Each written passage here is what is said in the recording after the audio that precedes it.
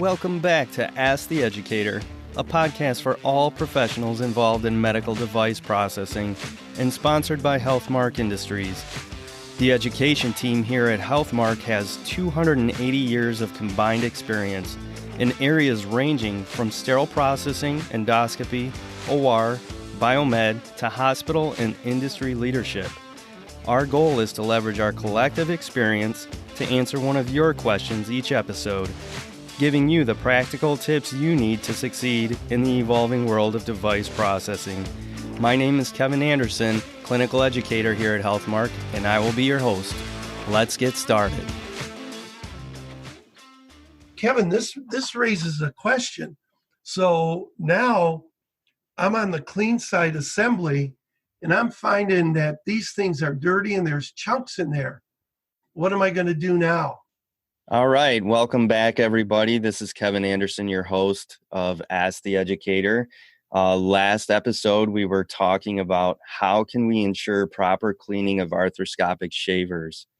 And in our discussion, with Stephen Kovach, he led into another sort of can of worms for the decontam side. We wanted to discuss what's necessary to ensure the proper cleaning of arthroscopic shavers in the decontam side. Yeah, Kevin, we won't talk about how our biggest customer, the OR, sends it back to us. We know it should be moist or in a humid bag or sprayed. But once it comes into the department, it's our responsibility. And if there are those issues, work with your department to properly document it and work as a team in a positive way to correct that. So now you've got these shavers, and I think one of the best references, two of the best references are ST79 and the CDC. And the CDC reminds us that for any manual cleaning, you need friction and fluid. Well, the fluid is the correct water and correct detergent and temperature and dilution. And the friction comes from using the correct brushes. And that has always been a challenge for everybody in sterile processing. Some of it is out of the control of the technician, who orders them, supply chain, or the inventory person. I don't have enough, I do have enough, or they cost too much. But we're not going to worry on that. We're going to talk about the real tools you need every day. So you go to the IFU, and unfortunately, again, there is issues with the IFU. Some are very specific. They'll list all 3 or 4 or 5 brushes, and others will be very general. That'll say, just use the right size brush and a soft bristle brush, and that's it. And you're left sort of in a lurch, and you need specific tools, Kevin. And how does the department work on figuring that out? What are your thoughts? Yeah, so that's a great point that you made about the challenges of having the right brushes at the right time all the time. So a couple points I think that are important about it is just, number one, understanding what brushes do you need, number one. And so that's where I think it's really helpful. We have this great cutaway illustration of an open arthroscopic shaver, and it shows you all the different diameters inside there, so you can actually see it visually if your brush can actually touch all the different diameters in there. So one of the nice things that I like that Healthmark does bring to the table is a set of 3 brushes for your shaver that meet all those criteria.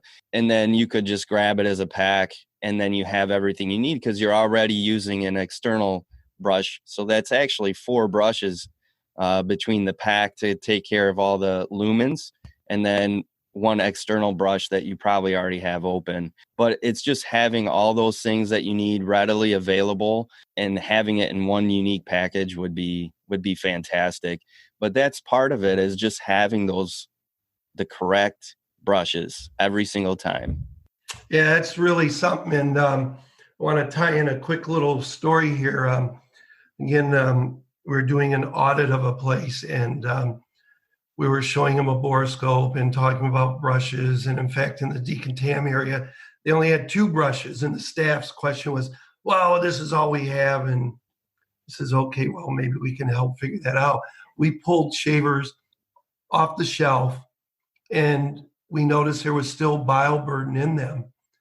but we also noticed a lot of brown stains, which we thought were rust. And it was throughout the internal part of the shaver. And talking with the manager, they saw the value of it, but we showed them something. It wasn't their exact shaver, but I had pictures of a brand new shaver and a shaver that came back from repair from another facility. And because our software allows you to compare pictures, we were able to pull up a brand new one and look in the same area. And those same dark spots weren't there. And this again stressed the importance of knowing what the shaver looked like when you brought it in and how it is after use or if when it comes back for repair. And we also talked about, we had inspection swabs and we have inspection chemistries that can look for different bioburden that can tell you possibly what it is. Well, those tests came back negative, so we thought it could be rust or whatever. They ended up sending it back in, and it did get refurbished. And then the person got pictures of it, and it was clean just like a new one. So there are many different tools in that are out there, and a company like Healthmark offers that. But that raises another question, Kevin, that these shavers, when we get them, should maybe we put a new process together or something? What are your thoughts on that, tying in other departments? Yeah, just something to think about that we're kind of alluding to is these are expensive assets, just like a arthroscopic camera or an arthroscope or any other rigid scope. And most facilities, when they have assets like that, they get them checked in through clinical engineering, biomed, HTM, whatever you want to call it at your facility. But all those assets are tracked, and they also help with the preventive maintenance, scheduling them, checking them out. And sometimes they're another pair of eyes that can look at these things if something's going wrong. And I think it would be a great opportunity to maybe bring them in, especially when you got brand new ones. If you were fortunate enough to buy brand new shavers, you bring that department in and they can be another set of eyes on those expensive assets. Mm-hmm. That would then, we're trying to get people to think of ST90 in a QMS quality management system. We're not saying you need to do this in your facility, but it might be something you should look at as you partner more and more with all your departments. Is this could be part of the IQ, OQ, PQ.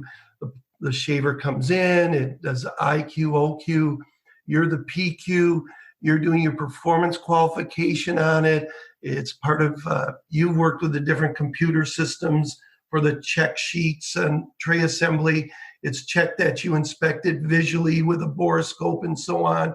But tying in, like you said, Kevin, I think that's something people need to think of a possibility for their department. So it sounds like we went from looking at borescope on the clean side to maybe using it in the decontam side to using it when it comes in, and maybe biomed has one, and having a process. And God, we've hit a lot of different topics here in the last 6-7 minutes. Wow. You're absolutely right too about the borescope. I mean, once you have one, you start seeing many other sort of uses and checks that you can use it for. I love the idea of checking your shaver before it goes out for repair, and then when it comes back. I mean, that's fantastic. But that's another thing that you may not think about unless you have one in your facility. But yeah, for shavers in particular, borescope, having those correct size brushes, I mean, that's huge. But the borescope allows you to kind of check your work. I mean, it's a great tool you could have on decontam, you could have in the clean side, just to verify that, visually that you cleaned it, without getting into the cleaning verification, which is also another tool. But for this episode, we won't be talking about it, but that's just a whole nother idea of how you can check your work and make sure everything's working correctly. But I do think we covered arthroscopic shavers pretty well in these 2 episodes. And I think our audience should have something to go on, whether it's some new ideas to maybe implement in their facility, and also just some correct ideas on how to get the correct brushes and how to verify that their work is actually doing what it's supposed to do with these shavers. Kevin, I want to make one last point before you give the final word is what we've tried to give people to understand, anybody working in a medical device reprocessing department anywhere around the world, you want to make sure any medical device is clean and functional. And yes, we've highlighted the shaver, but we've tried to give you tips to think on how do you make sure it's clean and functional so it can be high-level disinfected or sterilized and used by your customer, the operating room, and the surgeon. And we've thrown out some other ideas to look at it as a quality management system. And Kevin, you've talked about all these things and summed it up. And hopefully people will look at companies like us that have the complete package, from brushes to borescope to clean verification to even tracking with a computer system or performance QA. There's so many different things we can help you make sure your device is clean and functional. Kevin, you've done a great job of trying to connect the dots. I just want to say great job there. Yeah. Yeah. Thank you. And I just want to thank you, Steve, for joining me, and thank you to the audience. That is all we have time for this episode. And I look forward to doing another one, and hopefully our listeners do too. And that's it for now. All right. Take care. Keep it clean, everybody. Bye. That'll wrap up our short series answering the question, how do we ensure proper cleaning of our arthroscopic shavers? Just to quickly recap today's show, we talked about having all the correct brushes to clean your shavers. This may require up to 4 separate brushes. And we also touched on the potential for borescopic examination in decontamination, and also for intake procedures for new or repaired equipment. Products featured in this series included the Flexible Inspection Scope, FIS 005, and our packs of shaver cleaning brushes. If you are interested in any products discussed in these shows, please reach out to your Healthmark sales rep. Thanks again for listening, and remember, please send us any questions you'd like to have answered on the show at asktheeducator@hmark.com. That's asktheeducator@hmark.com. All opinions expressed on this show are those of the presenters. Before using any medical device, it is important to review the device manufacturer's instructions for use.